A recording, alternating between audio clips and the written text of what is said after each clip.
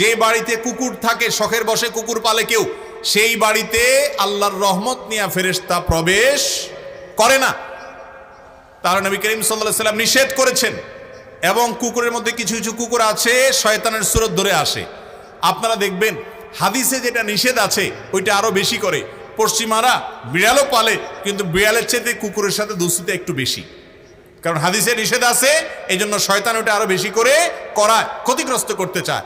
মুসলমানের সন্তান কুকুরের গলায় একটা শেকল লাগাইয়া বিদেশি কুকুর কিনে সাথে হাঁটাতে হাঁটাতে নিয়ে যায় এবং খুব আদর কদর করে, মনে করে এর মাধ্যমে তিনি ভদ্র হয়ে গেছে। ওই পশ্চিমাদেরকে যা দেখে অন্ধের মতো মনে করে ওইটা অনুকরণ করলে সে ভদ্র হবে, তথাকথিত স্মার্ট হবে, আধুনিক আধুনিক দেখাবে।